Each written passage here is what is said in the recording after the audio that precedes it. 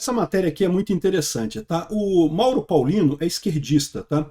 Então ele está falando aqui sobre essa questão de que o eleitorado está cada vez mais antissistema, anti-governo, e ele está culpando o Congresso, porque é lógico, na visão do Lula, o problema é o Congresso de direita que está atrapalhando. Se o Congresso obedecesse tudo que o Lula fala, seria muito maravilhoso. Olha só, eu acho o Congresso um lixo mesmo, tá? Mas o Congresso tem que resistir ao Lula, não tem esse negócio não. Aliás, eu acho que o Congresso resiste pouco ao Lula. Esse que é o problema no final das contas. O Congresso resiste muito pouco, acaba aceitando muita lambança do Lula em nome de ganhar dinheiro e se reeleger, né? Mas ele traz uma discussão aqui sobre o ocaso das instituições, né? E isso junta naquele papo que eu já falei com vocês sobre a possibilidade, a gente está vendo exatamente essa crise das pessoas se tornarem antissistema, é exatamente a visão de que o Estado está falhando, né? Que as pessoas percebem que o Estado não funciona mais, não ajuda mais nada, né? As pessoas tendem a ser antissistemas. E eu cheguei a fazer até uma palestra lá no Ancapsu Classic, na verdade essa palestra aqui, ó, o colapso demográfico indica o colapso de Estado. Eu trago uma teoria do Peter Durkheim, que fala justamente sobre o colapso do Estado devido ao excesso de tamanho do governo. O governo tende a crescer, crescer, crescer, e historicamente, quando isso acontece, você tem um colapso. E uma coisa que marca esse colapso do Estado ao longo da história é justamente a redução populacional que acontece antes de acontecer o colapso do Estado, né? Então é possível que a gente esteja vendo exatamente esse fenômeno acontecer agora. Essa palestra é muito interessante. Mas tem um outro conceito do mesmo autor, do Peter Durkheim, que é sobre a elite overproduction, a superprodução de elite, que ele diz que é isso que causa revoluções e desordem e esse tipo de coisa. E vamos entender aqui que essa sobreprodução de elite, será que é isso que está acontecendo aqui? Porque faz sentido isso daqui, tá? É mais um indicador de que a gente está caminhando para um colapso do Estado.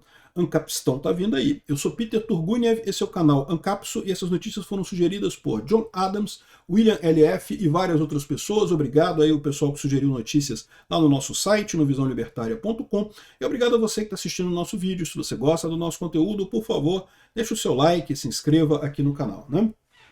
Pois bem, o Mauro Paulino, esquerdista até a alma, está reclamando do Congresso, né? Ele acha que as instituições estão falhando, mas o Lula não. O Lula é lindo, maravilhoso, a esquerda é maravilhosa, é o Congresso que é o problema, e não sei o que lá, né? Então ele vem falando aqui, e de fato, olha só, eu entendo que as pessoas estão cansadas disso daqui. Há um cansaço que alimenta os representantes que negam a política, porque as pessoas votam e não veem a vontade delas serem representadas pelo Congresso. E é verdade. Ninguém queria aumento de imposto. O Congresso foi lá e topou o aumento de imposto que o Lula pediu, porque, né, ia ajudar eles também. Outra fonte de indignação das pessoas com a falta de representatividade é justamente o caso do STF. O STF não é eleito.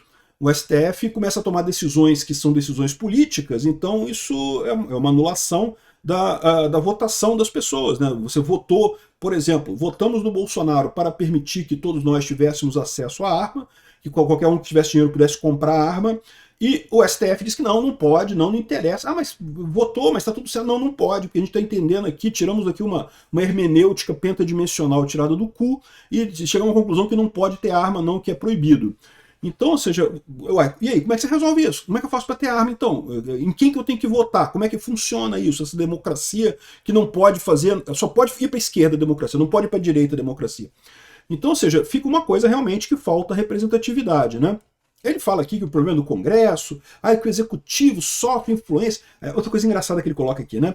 Ele fala que não, porque a rejeição do Lula fica próxima de 50%, não, fica acima de 50% em todos os levantamentos.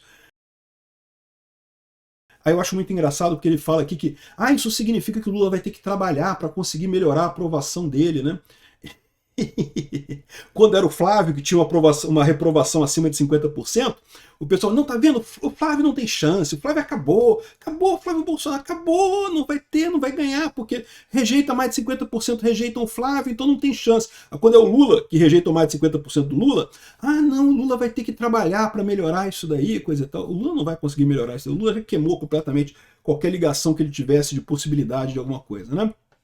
Mas, como eu falo para vocês, essa revolta toda da população contra o sistema é muito maior do que meramente contra o Lula ou contra o que está aí, esse governo do Lula, né? Na verdade, o que as pessoas começam a perceber é que realmente o Estado não está atendendo mais a necessidade das pessoas. E não é só no Brasil, é nos Estados Unidos também, em todo o mundo. Você vê o surgimento desses líderes fora do padrão, né? O Trump lá aqui nos Estados Unidos, o pessoal na Europa, um monte de gente que foge do padrão da política normal, exatamente porque representa uma quebra do sistema. O Bolsonaro, o Milei na Argentina, várias outras figuras, o Bukele em El Salvador e coisa e tal.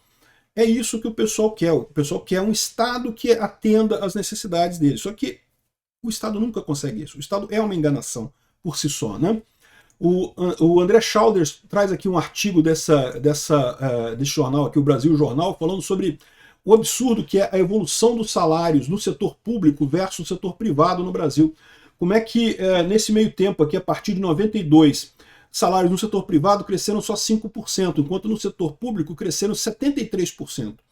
Ou seja, é o que eu falo, o governo é um grande mecanismo de concentração de renda, essa ideia de que o governo vai distribuir renda, vai cobrar dos mais ricos para dar para os mais pobres. Não, o governo cobra dos mais ricos e dá para os funcionários públicos, que já são ricos em termos de comparação com o resto da população do Brasil, eles já são ricos.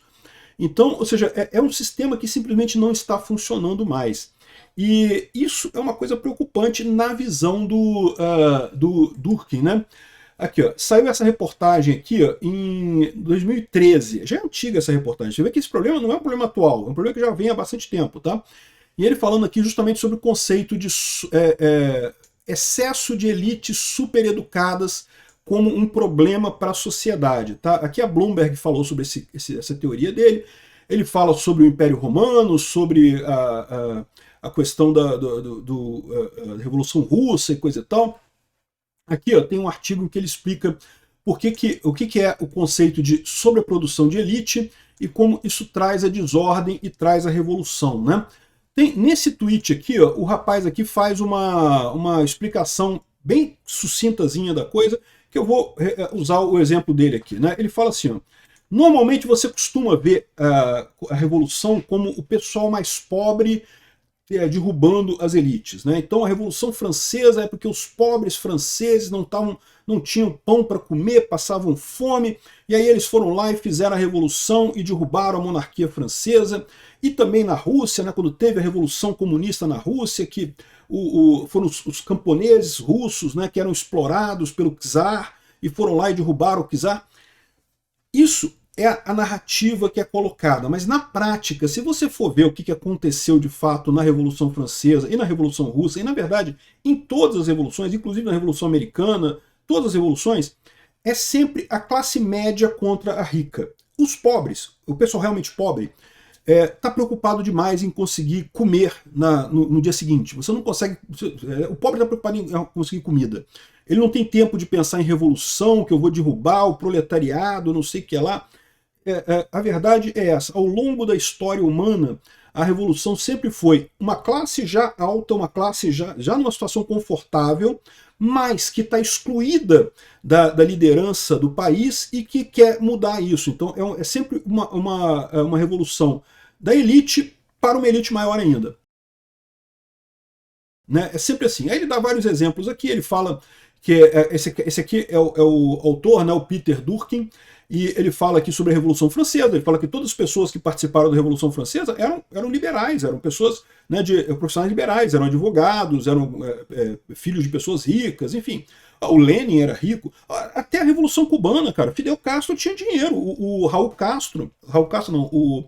Che Guevara era médico na Argentina, um cara com dinheiro, não era pobre, não tinha pobre fazendo. Pobre não faz revolução, meu amigo. Quem faz revolução é a classe média alta contra a elite, contra o pessoal que está no controle, né?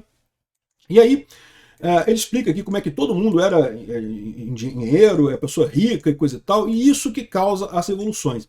E aí, qual que é a teoria do Peter Durkheim nessa história, né? Ele fala o seguinte, o que você começa a ter é uma sobreprodução de elite, né? O governo ele tende a melhorar a vida das pessoas, ele tenta, né, melhorar a vida das pessoas, mas em algum momento ele acaba gerando um excesso de gente com uma boa capacitação, com uma boa educação, com letrada e coisa e tal, que por sua vez não tem acesso ao poder efetivo. O que é o poder efetivo? É isso daqui, ó. É o que o André Schauders mostra aqui, ó. Poder efetivo é você poder aumentar o seu próprio salário, meu amigo. As pessoas percebem aqui no Brasil que você trabalha, o que aumenta é só imposto, é só o governo que... O governo aumenta o salário, o governo dá um jeito de fazer um esquema deles lá, faz greve, faz não sei o que lá, consegue aprovar na Câmara dos Deputados, não sei o que lá, e o resto do pessoal que paga imposto continua na mesma merda de sempre, né? Então, só que, enquanto você tem o pessoal pobre na merda, nada muda, porque o pobre, como eu falei para vocês, está preocupado na refeição dele de amanhã, o que ele vai comer amanhã, não está preocupado em fazer revolução. Mas de repente você começa a ter uma classe que é uma classe média, uma classe mais capacitada, que tem mais conhecimento e coisa e tal, e essa classe mais capacitada, ela começa a se questionar, não, peraí, porra, eu sou engenheiro, eu me formei, eu trabalhei pra caramba, e que porra que eu não consigo ganhar um bom dinheiro igual funcionário público? Que porra é essa? Esse pessoal vive do meu salário, com o meu imposto, e eles ganham melhor do que eu. Como é que pode isso, né? E aí, nesse momento, é que você começa a ter problemas, segundo eles falam, né? Tem aqui a descrição dele que isso começa, você começa a gerar revolução nesse momento, mas sempre da classe alta para a classe muito alta, para a elite de cima. É um movimento que é só no topo da pirâmide.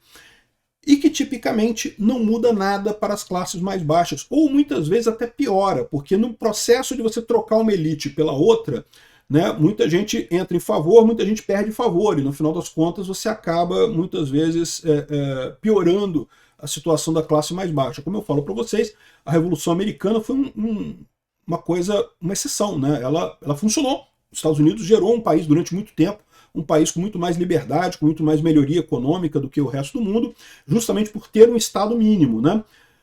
Mas as outras revoluções, a Revolução Francesa, não trouxe nada de positivo, pô. Um tal de cortar a cabeça das pessoas, saiu cortando a cabeça de todo mundo. A Revolução Comunista na União Soviética, muito pior no final das contas, piorou a situação muito mais do que qualquer coisa, né? Então o que ele coloca é isso.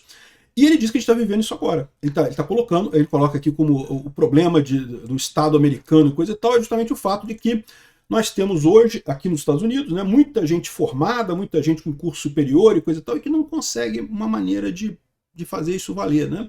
E no mundo inteiro você tem a mesma situação. No Brasil também você vê isso. Tem um monte de gente que se formou na faculdade, que era o sonho da pessoa, agora eu vou ter uma vida confortável, e tem o diploma e não consegue isso porque simplesmente o acesso para cima está bloqueado pelo fato de que o Estado consome toda a riqueza gerada pela sociedade. Então você não consegue gerar mais riqueza além daquilo, né? E segundo ele diz, isso é o que leva a revoluções. Agora, isso tudo muito bacana, faz um sentido grande, como eu falei para vocês. Tem coisas diferentes agora. Né? A situação é diferente agora. Por que a situação é diferente agora? Porque você está chegando no limite em que você tem, primeiro, o mundo inteiro participando do mesmo jogo. Lembra, quando houve a Revolução Francesa, foi uma coisa na França. A Revolução Russa foi lá na Rússia. A gente tem agora uma situação em que o mundo todo está tão interconectado que a coisa está acontecendo no mundo inteiro. E isso faz algum sentido. Para pensar. A elite brasileira, quando se viu nessa situação de que não tenho para onde crescer aqui no Brasil, eu sou formado, eu tenho um diploma, mas aqui eu não consigo ganhar nada, só se eu for funcionário público, eu não quero ser funcionário público, então eu vou fazer outra coisa. O que o pessoal fazia? Vai para a Europa, vai para a Itália, vai para Portugal, vem aqui para os Estados Unidos, vai para países do primeiro mundo e conseguem contornar esse tipo de coisa. Só que agora, aqui nos Estados Unidos tem esse problema também, porque aqui também o pessoal está sentindo a mesma coisa. Tem um monte de gente que tem diploma e coisa e tal, e aí não consegue crescer mais, porque o Estado coloca um teto na capacidade de crescimento, na capacidade de ganhar dinheiro das pessoas, né? Então, o que vai acontecer agora? Além disso, você tem a questão da informação descentralizada e distribuída. Um ponto que eu coloco sempre é o motivo pelo qual a classe mais baixa não participava de revoluções ou da vida política é justamente porque ela não tinha tempo para se informar, ela não tinha fontes de informação limpas e não tinha tempo para se informar. Né? Como a gente falou, o pobre está preocupado em como é que ele vai comer amanhã, ele não está preocupado com se ganhou o Bolsonaro, o Lula, não, eu quero saber se eu vou ter almoço amanhã, isso que é o problema. A questão é que isso mudou também, ou seja, com a informação descentralizada e distribuída, você tem uma parcela muito maior da população olhando para a coisa e falando, pô, tem coisa errada, esse pessoal do governo está fazendo sacanagem.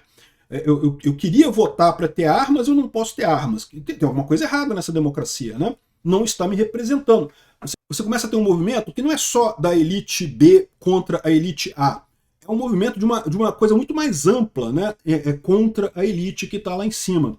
Como isso vai afetar esse desequilíbrio, né, que a gente está tendo aqui? O que vai mudar? O fato de você ter informação descentralizada e também o fato de que é um movimento global, não é mais uma coisa localizada. É uma dúvida que a gente tem, tá? A gente está numa fase nova da humanidade. Como eu falei aqui no caso também dessa outra teoria do colapso do Estado aqui do Peter Durkheim, né, que essa coisa já aconteceu no passado. No Egito aconteceu várias vezes, na China aconteceu várias vezes o colapso do Estado, o renascimento e coisa e tal. Na Europa, a gente conhece isso, né? O Império Romano caiu, tivemos aí o período aí que o pessoal chama de, entre aspas, Idade das Trevas e coisa e tal, e depois o Estado ressurgiu, o Estado moderno. Mas todas essas situações foram coisas localizadas. Foi ou no Egito, ou na Mesopotâmia, ou na China, ou na Europa. Agora a gente tem uma situação que é global, é o mundo inteiro na mesma coisa, né? Como é que vai ser isso, né? Vai ser interessante, talvez a gente consiga ver isso, talvez seja nos próximos anos aí que isso vai acontecer. Ancapistão tá vindo aí, galera. Obrigado por assistir nosso vídeo até o final. Tem alguns links para você nos ajudar aí na tela e também na descrição desse vídeo. Contribua com o nosso projeto.